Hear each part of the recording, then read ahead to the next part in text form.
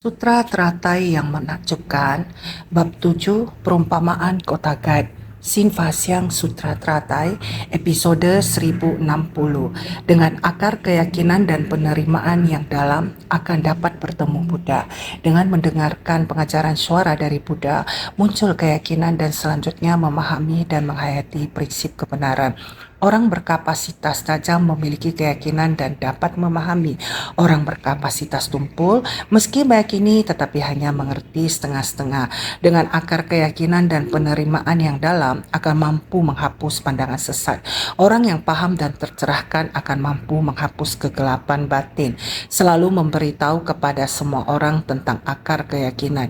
Keyakinan adalah sumber dari kebenaran dan ibu dari segala kebajikan. Keyakinan tidak boleh kurang dalam diri seorang praktisi di dunia hubungan antar sesama. Jika tidak ada keyakinan, juga tidak dapat saling berinteraksi satu sama lain di dunia ini. Jika tidak ada kepercayaan, maka segala hal juga tidak dapat dilakukan. Apalagi Buddha Dharma, jika kita tidak memiliki keyakinan mendalam, Dharma yang bagaimanapun itu, apakah kita dapat memahaminya? Oleh itu, kita harus memiliki keyakinan, tidak hanya memiliki keyakinan, juga harus memiliki keyakinan mendalam. Bukan hanya meyakini secara mendalam, kita juga perlu meyakini, menerima, dan mengamalkan keyakinan ini. Meyakini dan memahami harus menghayati dengan bersungguh hati. Di era Buddha, para Surawaka mendengarkan pengajaran melalui suara dari Buddha. Lalu muncul keyakinan. Setelah memiliki keyakinan, kemudian secara perlahan memahami dan menghayati Buddha Dharma. Memahami dan menghayati esensi dan prinsip kebenaran di dalam Dharma. Ini harus dimulai dari keyakinan, dimulai dari kata keyakinan ini. Jika kamu tidak memiliki keyakinan, bagaimana kita dapat bersungguh hati untuk memahaminya? Kamu perlu memiliki keyakinan serta harus meyakini dengan mendalam, barulah kita dapat bersungguh hati terhadap Buddha Dharma, meresapi dalam Buddha Dharma, menghayati prinsip yang diajarkan Buddha. Ini sangat penting, kita harus bersungguh hati. Selain itu, kita yang meyakini pada ajaran Buddha juga ada yang memiliki kapasitas tajam dan tumpul, berkapasitas unggul atau utama purusa, berkapasitas sedang Madhyama Purusa, berkapasitas rendah Adara Purusa. Orang yang memiliki kapasitas unggul, orang yang berkapasitas unggul dengan mendengarkan Dharma saja sudah dapat dengan cepat memahaminya. Jika orang yang memiliki kapasitas sedang, meskipun dia memiliki hati yang baik, meskipun dia juga bersedia untuk menerimanya, akan tetapi begitu mendengarnya, meskipun ada mendengar namun tidak dapat memahaminya sampai tuntas. Bagaimana dengan orang berkapasitas rendah atau adara purusa? Kapasitas menerima yang rendah, orang yang memiliki kapasitas tumpul bukan hanya akar keyakinan tidak mendalam, akar keyakinan tidak mendalam juga tidak dapat menerima ataupun sudah menerima, tapi setengah meyakini, setengah mengerti. Seperti demikian, kemampuan menerima orang yang berkapasitas tajam, memiliki keyakinan dan dapat memahami, ini adalah orang yang memiliki kapasitas unggul. Jika orang yang memiliki kapasitas sedang, seperti inilah kemampuan menerimanya, tumpul, meskipun meyakini tapi tidak bisa terlalu mengerti. Ini adalah orang yang memiliki kapasitas sedang. Jadi kita harus benar-benar dengan keyakinan ini. Keyakinan masuk ke dalam hati, masuk ke dalam lubuk hati kita yang paling dalam secara alami. Dengan akar keyakinan dan penerimaan yang dalam dapat menghapus pandangan sesat. Jika kita memasuki ke dalam hati, jika akarnya mendalam, jika takut, jika ada masalah datang, kita juga bisa menyingkirkannya satu persatu. Karena akar keyakinan kita teguh dan kokoh. Karena kita dapat memahami prinsip yang benar dari Buddha. Jadi ketika ada pesan yang datang dari luar ke hadapan kita, itu juga tidak akan mengacaukan pikiran kita. Tidak hanya tidak akan mengacaukan, tetapi kita juga dapat melenyapkannya. Ini adalah bahwa Anda tidak memahami. Apa yang tidak Anda pahami? Mari saya dapat menjelaskan kepada Anda sehingga dapat menghapus persepsi Anda yang salah, membangkitkan keyakinan benar dalam ajaran Buddha Dharma. Inilah kita sebagai praktisi Buddha. Jika kita benar-benar adalah orang yang memiliki keyakinan yang mendalam, dengan sendirinya kita tidak hanya tidak takut terhadap kebodohan batin dan konflik di sekitar kita, tidak takut karena akar keyakinan kita mendalam. Bahkan kita dapat membantu menyelesaikan kebingungan mereka, mengurangi keraguan dan mengatasi kebingungan mereka. Ini adalah bagaimana kita menghapus pandangan sesat, tidak memahami Dharma secara mendalam, tidak mampu memahami, bahkan ada yang memiliki pandangan sesat dan menfitnah. Seperti demikian, kita harus memiliki keyakinan dan penerimaan. Akar keyakinan harus mendalam, barulah kita dapat mengubah pengetahuan sesat dan pandangan sesat ini. Ketika mendengar beberapa rumor, akar keyakinan mulai goyah. Orang seperti ini juga banyak. Oleh sebab itu, kita harus memiliki keyakinan. Dengan akar keyakinan dan penerimaan yang dalam, akar harus mendalam. Dengan demikian, barulah kita dapat menghapus pandangan sesat. Kita tidak hanya harus memiliki akar keyakinan yang mendalam, kita juga harus memahami dan menghayati jalan agung. Memahami dan menghayati jalan agung, barulah kita dapat membangkitkan tekad tiada tara. Memahami dan menghayati sangat penting sehingga kita harus menghapus kegelapan batin. Selama kita dapat menghapus kegelapan batin, benih keyakinan ini dengan sendirinya dapat menciptakan berkah bagi banyak orang dan menghapus banyak delusi yang ditimbulkan oleh kegelapan batin para makhluk. Kita harus sangat memiliki keyakinan seperti ini di dalam pengajaran Sang Buddha. Tiada lain adalah berharap agar kita dapat memiliki keyakinan yang mendalam dan kokoh. Dengan adanya keyakinan, tidak hanya mendengar suara, kita harus meyakini wujud dan masalah. Mendengar suara, memiliki keyakinan Dharma yang diajarkan oleh Sang Buddha adalah demikian adanya. Wujud dan masalah di dunia, bagaimana dapat menghayati penderitaan. Penderitaan dalam kehidupan manusia, penderitaan sangatlah banyak. Pengajaran Dharma yang dibabarkan Sang Buddha tiada lain membabarkan hukum sebab akibat. Di dalam wujud permasalahan ini, sebab dahulu barulah akibat. Ini adalah prinsip kebenaran. Prinsip kebenaran yang demikian banyak, tidak terlepas dari hukum sebab akibat. Ajaran besar, sedang, kecil. Ajaran kendaraan besar, kendaraan sedang, kendaraan kecil, semuanya tidak terlepas dari konsep sebab akibat. Karena hukum sebab akibat semua dapat dilihat dari wujud dan masalah di dunia. Berharap agar setiap orang dapat meyakini dan memahami, maka kita memulai dari bab perumpamaan. Melihat anak-anak di dalam rumah terbakar, bermain api tanpa mengerti apapun. Kemudian kita melihat bab keyakinan dan pemahaman. 4 murid agung adalah Subhuti dan lainnya. 4 murid agung memohon kepada Sang Buddha. Mereka membuat perumpamaan bagi diri sendiri, mengumpamakan mereka adalah anak yang miskin. Sang Buddha menggunakan perumpamaan rumah terbakar untuk menjelaskan bab keyakinan dan pemahaman. Sama juga murid-murid Buddha, Kassapa, Subhuti dan lain-lain. Mereka membuat perumpamaan sendiri. Waktu ini sangat panjang. Sang Buddha memabarkan Dharma. Kita masih berhenti di ajaran kendaraan kecil atau hanya memberi manfaat pada diri sendiri. Dharma yang demikian berlimpah, kita mengira semuanya milik Buddha. Tidak ada hubungannya dengan kita. Ternyata kita semua juga sama, adalah para murid yang kaya. Ternyata sesepuh kaya yang memiliki harta kekayaan ini juga adalah milik anaknya. Selama periode waktu itu, kita terus-menerus membahasnya. Mari lihat, Buddha membabarkan Dharma juga menggunakan wujud dan masalah sebagai perumpamaan. Para murid sudah memahami juga menggunakan wujud dan masalah di dunia untuk membuat perumpamaan hubungan antara mereka dengan Buddha dan Dharma. Maka dari itu dikatakan, masalah dan wujud tiada sebab maka tiada akibat, tiada akibat maka tiada wujud. Maka masalah dan wujud akan kembali ke prinsip kebenaran. Kita harus mengerti dengan jelas, ini harus menerima ajaran Buddha terlebih dahulu. Suara Buddha masuk ke dalam akar telinga, semuanya mendengarkan dengan baik-baik, harus tekun meyakini, menerima dan mengamalkannya. Barulah pelan-pelan akan memahami dan menghayati prinsip kebenaran yang terkandung di dalamnya. Kita harus menerima seperti ini, bersungguh-sungguh membina kapasitas kita sendiri. Buddha berkata, Buddha dan hati makhluk tiada beda. Mengapa ada orang yang memiliki akar kapasitas yang unggul, akar kapasitas sedang, atau akar kapasitas rendah? Mengapa demikian? Ini karena kita terhadap Dharma Dahulu kala di kehidupan lampau kita, sejak kalpa tiada awal ada menerima Dharma Buddha. Menerima dengan bersungguh hati, menghayati dan memahami, membangkitkan tekad dari kehidupan ke kehidupan, menciptakan berkah. Dan juga menjalin jodoh lagi di tengah orang banyak, menyerap banyak jenis orang, masalah, benda dan wujud. Kita telah banyak memahami waktu di dunia tidaklah panjang, maka Dharma yang dihayati seumur hidup ada batasnya. Biarpun sangat bersungguh hati, baru mulai keyakinan muncul, baru masuk di kerumunan orang. Berapa banyak waktu yang tersisa? Kita melalui banyak kehidupan. Apakah sudah mulai mengikis kegelapan batin? Masih belum, makanya kita datang lagi ke kehidupan ini, mengikuti benih sebab dan kondisi pendukung di luar kendali kita seperti ini, dari kehidupan ke kehidupan. Orang-orang yang akarnya mendalam dari kehidupan ke kehidupan tidak terlepas dari Dharma, tidak meninggalkan Dharma. Demikianlah terus mengharumi atau menyerap secara berkesinambungan. Mengharumi atau menyerap secara berkesinambungan. Semakin mengharumi atau menyerap secara berkesinambungan, akar keyakinan semakin dalam.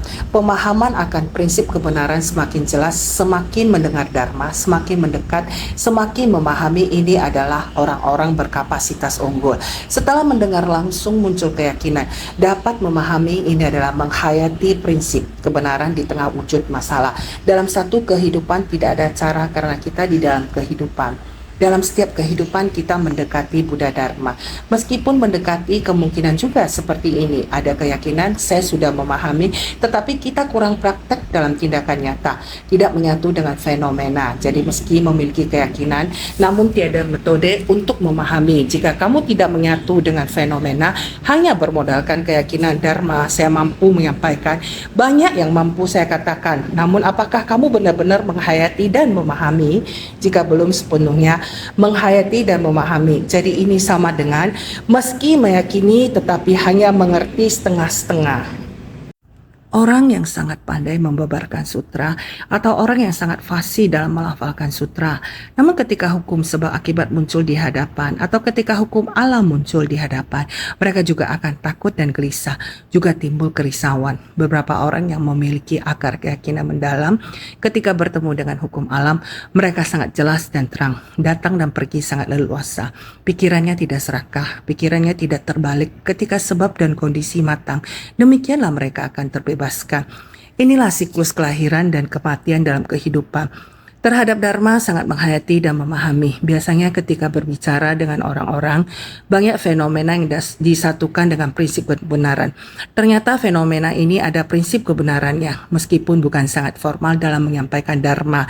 Dalam kehidupan sehari-hari, ketika melakukan sesuatu dan berbicara dengan orang, mereka dapat mengambil segala sesuatu, menjadikannya sebagai bagian dari ajaran, merespon masalah dan memberi sesuai kapasitas. Bukan khusus menyampaikan Dharma, namun mampu menggunakan fenomena memberi sesuai kapasitas. Di antara insan suci kita juga sering melihat orang-orang yang seperti ini merasa nyaman dan terbebaskan.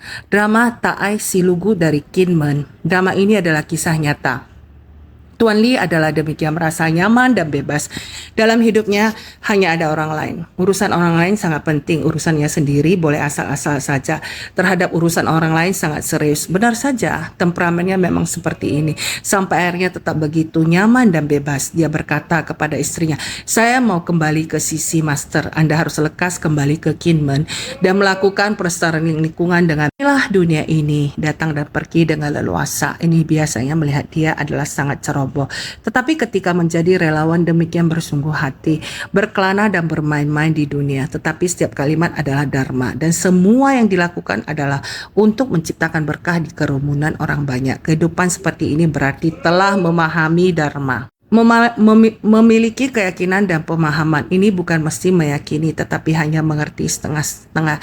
Tidak demikian, dia memiliki keyakinan dan dapat memahami kehidupan.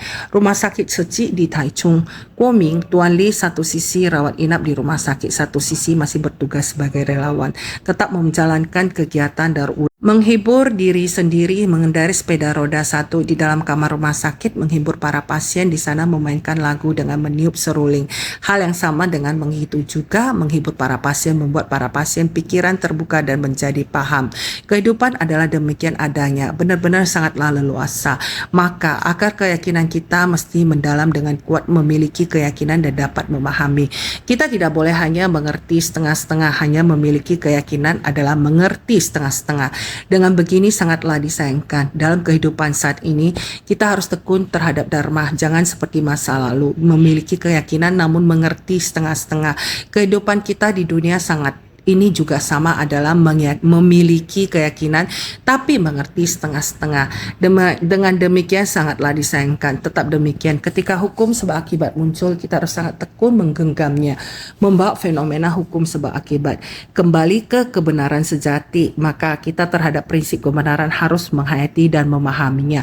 Akar keyakinan harus mendalam. Pandangan sesat baru bisa dihapuskan. Dengan pemahaman barulah dapat menghapus kegelapan batin. Kita harus benar-benar harus bersungguh hati untuk menghayati. Sebelumnya naskah sutra mengatakan demikian. Sekiranya para Sravaka, Praceka, Buddha dan Bodhisattva dapat meyakini ajaran dari sutra yang dibabarkan oleh 16 Bodhisattva ini, menerima dan menegakkan tanpa menjelek-jelekkannya, maka orang ini kelak semuanya akan mencapai Anuttara Samya Sambodhi, kebijaksanaan dari Tathagata. Buddha memberitahukan para biksu, 16 Bodhisattva ini selalu suka membabarkan sutra teratai. Setiap orang dari bodhisattva ini telah menyadarkan para makhluk sebanyak 6 juta koti nayuta budiran pasir sungai Gangga. Sutra teratai bab 7, bab perumpamaan kota gaib. Kalian ingat naskah sutra sebelumnya, Buddha Mahabija Jana Bibu masih begitu penuh perhatian dan sekali lagi telah mendengarkan 16 Bodhisattva Sramanera. Sutra teratai yang dibabarkan semua orang telah menghapus keraguan dan kebingungan. Jadi dia masih sekali lagi mengingatkan untuk memiliki keyakinan kepada 16 Bodhisattva, yaitu 16 Samanera. Semua dharma yang diajarkan kalian harus meyakini, menerima dan menegakkan. Jangan membiarkannya terhapus sia-sia, jangan melupakannya lagi. Juga jangan merusak dharma ini, harus menghargainya dengan baik. Dharma yang dibabarkan oleh 16 Bodhisattva Samanera. Karena jika setiap orang dapat menghargai dharma ini dengan baik, setiap orang juga dapat mencapai Anuttara Samya Sambodhi, adalah pencerahan sempurna tiada tara, setara dengan kebijaksanaan Buddha Tathagata, mengembalikan kebijaksanaan Tathagata. Setiap orang memiliki hakiki kebudaan. Oleh karena itu Buddha Mahabija Jana Bibu mengatakan lagi, para biksu 16 bodhisattva ini selalu suka membabarkan sutra teratai. 16 bodhisattva Sramanera ini, setiap orang dari bodhisattva ini telah menyadarkan para makhluk sebanyak 6 juta koti nayuta butiran pasir sungai Gangga. 16 bodhisattva ini telah menyadarkan begitu banyak para makhluk, menyadarkan yaitu memberi pengajaran, membimbing dan menyadarkan.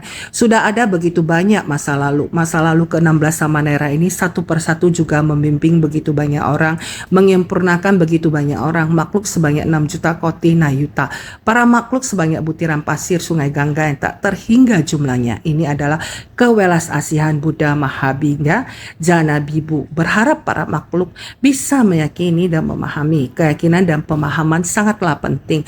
Dharma yang dibabarkan 16 Samanera, ada Buddha memberi kesaksian. Ini adalah dharma yang benar. Setelah semua orang mendengarkannya, seharusnya bisa menghargai.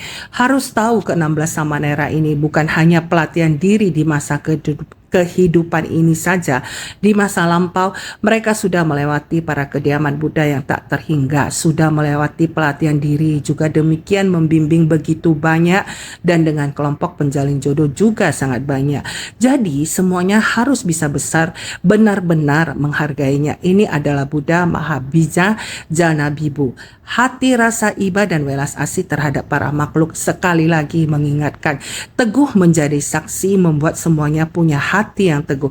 Naskah sutra berikutnya juga mengatakan, dari kehidupan ke kehidupan terlahir bersama para bodhisattva, mendengarkan dharma dari mereka, sepenuhnya meyakini dan memahami. Dengan sebab musabab ini mereka berkesempatan untuk bertemu dengan 40.000 koti Buddha Bagawan hingga sekarang belum juga berakhir. Sutra Teratai bab 7, bab perumpamaan kota gaib. 16 Samanera ini para makhluk yang mereka bimbing sudah melalui kehidupan demi kehidupan bersama para bodhisattva.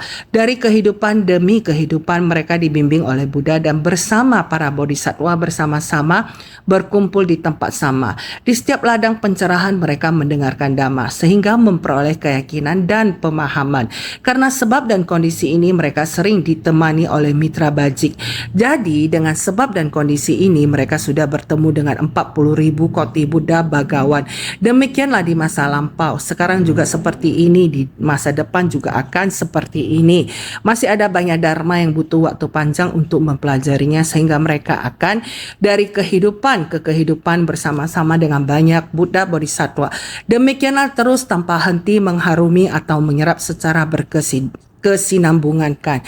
Bayangkan, pada kalpa sebanyak butiran debu yang tak terhingga di masa lampau, ada 16 Samanera. Di masa mendatang, pada kalpa sebanyak butiran debu yang tak terhingga itu, masih banyak Buddha yang akan ditemuinya. Begitu pula 16 Samanera ini. Di masa mendatang, dari kalpa sebanyak butiran debu yang tak terhingga itu, yakni Buddha Sakyamuni di masa sekarang. Selama masa ini, Buddha Sakyamuni juga menjalin jodoh dengan banyak makhluk, juga memberikan persembahan kepada banyak Buddha, dan bersama-sama dengan Bodhisattva. Jelaslah bahwa bila ingin mencapai kebudaan tidaklah mudah. Batin kita harus memahami ini, meyakini dan menerima. Untuk masa yang panjang sangatlah penting. Jadi dikatakan, dari kehidupan ke kehidupan terlahir bersama para Bodhisattva. Ini adalah jodoh 16 Samanera dari kehidupan lampau dan orang-orang yang ditemuinya. Dari kehidupan ke kehidupan terakhir bersama para bodhisattva. Dikarenakan adanya jodoh dari kehidupan lampau, maka sering saling bertemu satu sama lain. Kalau tiada berjodoh tentu tidak akan saling kumpul. Kalau ada jodoh tentu tidak akan saling berpisah. Kalau tiada berjodoh tentu tidak akan saling kumpul. Kalau ada jodoh tentu tidak akan saling berpisah. Ini adalah karena jodoh dari kehidupan ke kehidupan, menjalin banyak sekali jodoh. Masa lampau dari Buddha Mahabija Jana Bibu sudah merubah banyak sekali makhluk. Berikutnya setelah Buddha Mahabija Jana Bibu masih ada berapa banyak jodoh. Jadi tiada berjodoh tentu tidak akan saling kumpul. Seperti masa ketika Buddha hidup di dunia, di desa kecil ada 30.000 orang memiliki jodoh dengan Buddha, bisa bertemu Buddha dan mendengarkan dharma. Yang lainnya jalinan jodohnya belum matang, sehingga walaupun ada mendengar nama Buddha, namun karena jalinan jodoh belum matang, tidak berjodoh bertemu Buddha. Ada yang lainnya lagi, nama Buddha saja tidak mendengar, bagaimana pula bisa bertemu Buddha. Sehingga dikatakan, kalau tiada berjodoh tentu tidak akan saling kumpul. Tanpa jodoh tidak akan bertemu. Kalau ada jodoh tentu tidak akan saling berpisah. Jika ada jodoh, dari kehidupan ke kehidupan terus menjalin jodoh. Seperti ini saling membantu pencapaian, saling menjalin jodoh berkah dan memupuk akar kebajikan ini sangatlah penting, sehingga disebutkan mendengarkan dharma dari mereka sepenuhnya meyakini dan memahami. Orang-orang dengan akar dan dari keyakinan dan ikrar dan praktik yang mendalam akan membalik untuk memasuki jalan pembinaan diri. Sedangkan orang-orang dengan kapasitas tumpul ketika akar indera pendengaran telah matang, mereka akan bisa memusatkan batin tanpa pikiran bercabang. Dengan bersandarkan pada kekuatan dari akar keyakinan yang teguh, makanya dinamakan meyakini dan memahami. Seperti begini jangka waktu yang panjang, mulai mendengar dharma dari 16 Samanera. Waktu sangat panjang, begitu kehidupan ke kehidupan telah menjalin jodoh seperti ini. 16 Samanera ini, mereka adalah akar keyakinan, ikrar dan praktik yang mendalam akan membalik untuk memasuki jalan pembinaan diri. Seperti begini, mendengar dharma, mendengar 16 Samanera membabarkan dharma adalah harus menimbulkan akar keyakinan, keyakinan, ikrar, praktik harus mendalam. Dengan sendirinya akan bisa pembinaan diri, akan membalik untuk memasuki jalan pembinaan diri. Ini adalah mengatakan kita harus benar-benar meyakini. Hati kita baru bisa merelakan untuk pembinaan diri. Kalau tidak hanya dengan meyakini saja, saya meyakini tapi tidak ingin terlepas dari samsara. Hanya dengan meyakini tidak ingin praktik dengan tindakan nyata, tidak ingin menyelamatkan makhluk hidup. Kalau dengan begini hanya meyakini selamanya berada dalam 6 alam kehidupan. Orang yang memupuk berkah lahir di surga atau di dunia manusia dan menjadi bingung lagi pada saat jalinan jodoh datang. Ketidaktahuan terus berurang. Sebersih niat pikiran tidak bisa bersih dan jernih. Jika akar keyakinan mendalam, meyakini, berikrar, mempraktikkan, dengan sendiri dia akan membalik untuk memasuki jalan pembinaan diri. Pembinaan diri dan tidak akan ada lagi memaksakan jodoh atau kehendak. Memaksakan jodoh tidak ada jalinan jodoh dan keterikatan keluarga. Bisa dengan sepenuh hati pada pembinaan diri. Tidak ada kelelahan keluarga, tidak memaksakan jodoh atau kehendak. Satu hati, satu tekad dharma meresap ke dalam batin. Praktik dalam tindakan nyata memasuki ke kerumunan orang banyak untuk menyelamatkan para makhluk. Ini adalah pembinaan diri membalik untuk memasuki jalan pembinaan diri. Jika orang yang berkapasitas tumpul adalah akar indera pendengaran telah matang dan mereka fokus, jika akar indera pendengaran mereka mendengar dharma, mereka mampu menerima, mendengarkan dharma, bisa meresap ke dalam batin, juga bisa bersungguh hati saat mendengarkan dharma. Dengan bersandarkan pada kekuatan dari akar keyakinan yang teguh. Hanya memiliki keyakinan dan memahami seperti ini. Saya percaya, saya paham. Tapi mereka masih memiliki benih sebab dan kondisi pendukung. Jadi membina diri ada 2 jenis. Satu jenis adalah praktisi perumah tangga. Satu jenis adalah praktisi yang meninggalkan kehidupan berkeluarga. Perumah tangga, jalinan jodoh keluarga belum habis, tapi dia bisa meyakini, bisa memahami, mendengar, telah mendengarnya, juga sudah bisa memahami. Perumah tangga mulai membangkitkan tekad juga sama, yaitu menciptakan berkah bagi orang banyak, menunggu jalinan jodoh matang di kehidupan mendatang, membalik untuk memasuki jalan pembinaan diri. Ini adalah kita tidak berhenti, harus setahap demi setahap meyakini dan memahami dharma. Dengan sebab musabab ini mereka berkesempatan untuk bertemu dengan 40.000 koti Buddha Bhagawan. Hingga sekarang belum juga berakhir dengan adanya jalinan jodoh dari mendengarkan dharma dan memiliki akar kebajikan. Dalam waktu itu untuk berkesempatan untuk bertemu dengan 20.000 koti Buddha Bhisma Garistaswara Raja. 16 Samanera adalah seperti demikian. Jalinan jodoh di masa lalu adalah seperti ini. Setahap demi setahap membalik untuk memasuki jalan pembinaan diri. Dengan demikian juga telah memiliki jalinan jodoh. Terus sampai saat ini adalah Bukya Sakyamuni. Beliau juga telah mencapai kebudaan. Ini adalah membicarakan Buddha di zaman itu. 16 Samanera ada masa lalu, ada masa mendatang. Demikian terus sampai masa sekarang. Masa sekarang yang dimaksud adalah masa sekarang dari zaman Buddha Sakyamuni. Kendaraan yang dikendarai Buddha Sakyamuni saat itu di masa lalu masih ada seperti ini. Tidak berhenti menjalin jodoh dengan Buddha. Berkumpul dengan para bodhisattva bersama-sama di tengah orang banyak. Ke atas mencari jalan kebudaan, ke bawah membimbing para makhluk. Terus seperti ini hingga saat ini.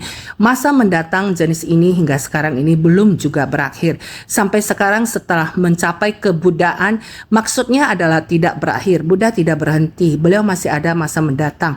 Karena para makhluk hidup masih ada sangat banyak, tidak akan habis untuk diselamatkan. Lebih dari 2000 tahun yang lalu Buddha memasuki parinibbana, namun kewelas asian sang Buddha masih bersama para makhluk. Pendiri agama di dunia sahat terus memberi iba kepada para makhluk hingga sekarang masih belum berakhir. Tetapi tidak ada habisnya. Sekarang guru dasar kita masih tetap Buddha Sakyamuni. Sehingga lebih dari 2000 tahun yang lalu Buddha memasuki parinirwana. Sekarang lebih dari 2000 tahun kemudian Buddha Dharma masih digunakan untuk mengajar dan membimbing para makhluk.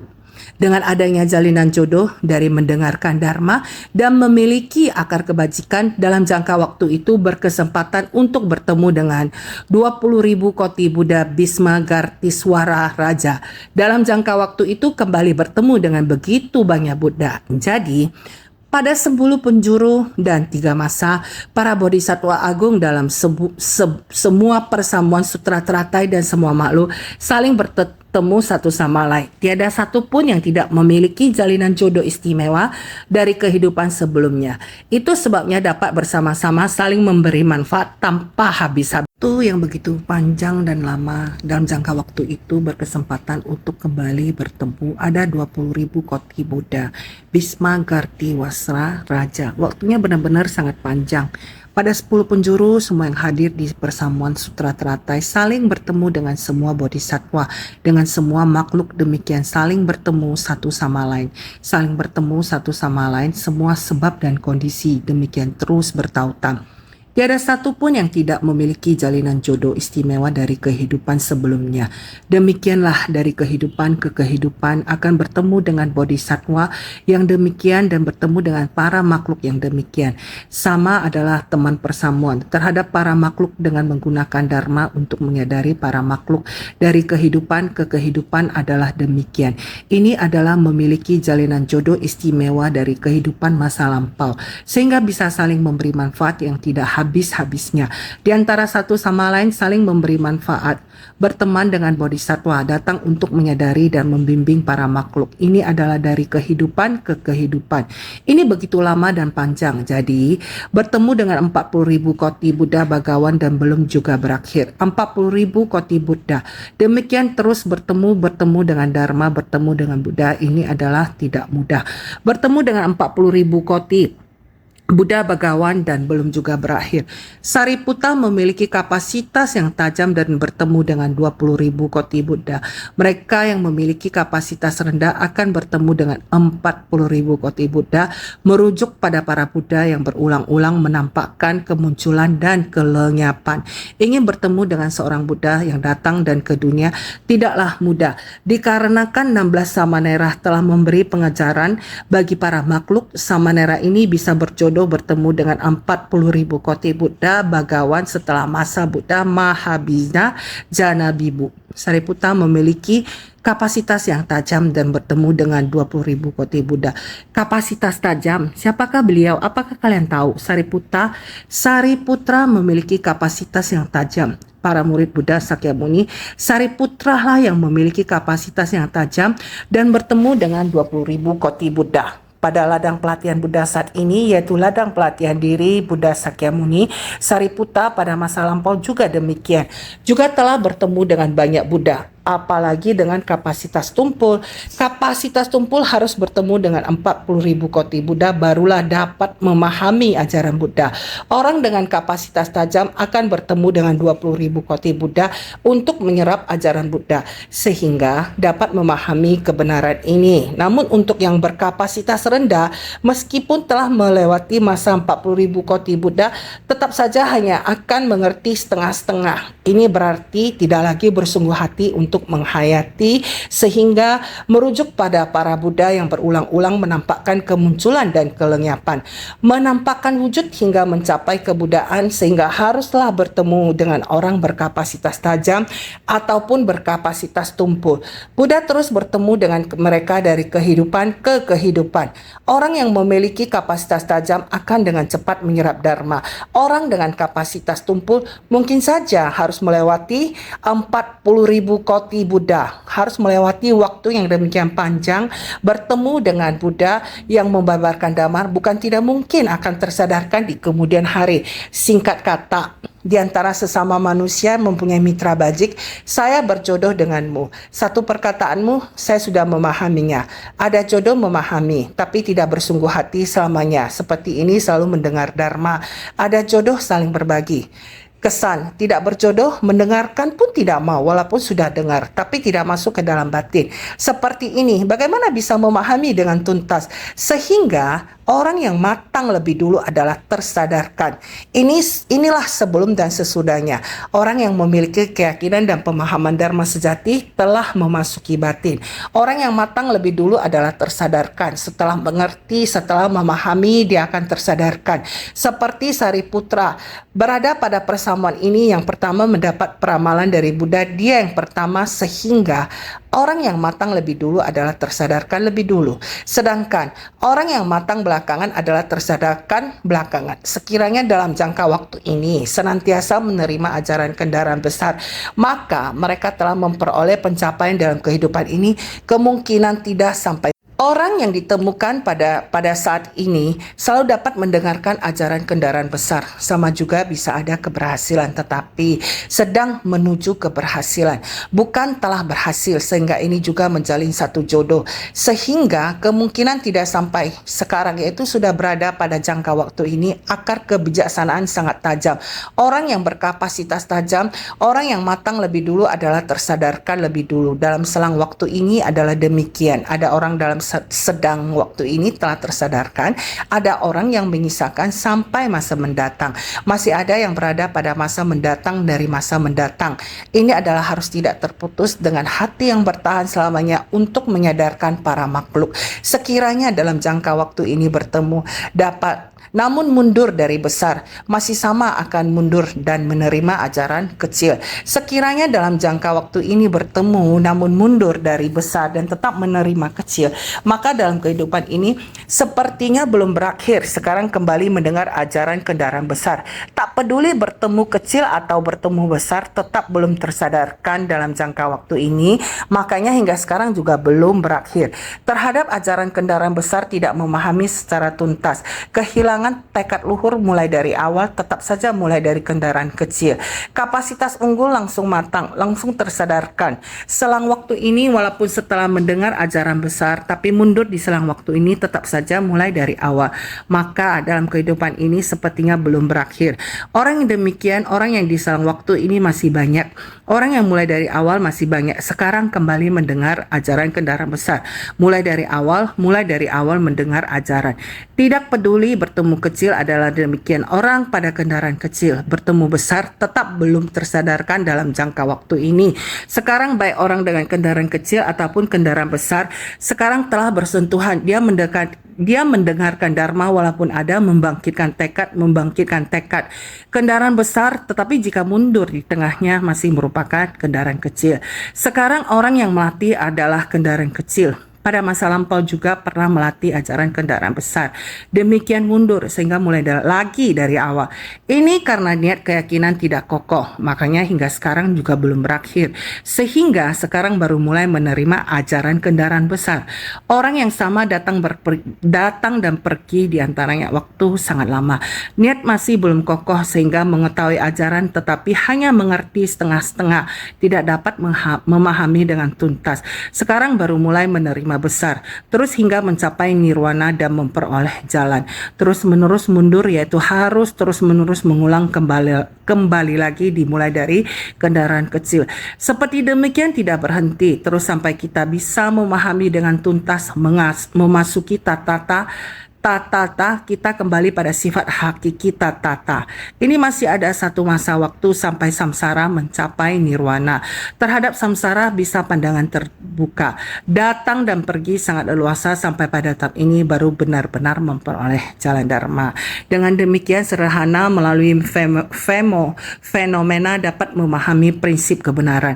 Tetapi prinsip kebenaran ini sangat dalam sehingga batin kita tidak paham. Batin kita tidak bisa sesungguhnya memahami, bersentuhan dengan dharma sehingga kita demikian datang dan pergi, maju mundur sehingga kita demikian terus bertumimba lahir dalam 6 alam kelahiran sehingga mempelajari ajaran akar keyakinan kita harus dalam. Demikian kita baru dapat memahami kebenaran sejati, senantiasa harus lebih bersungguh hati.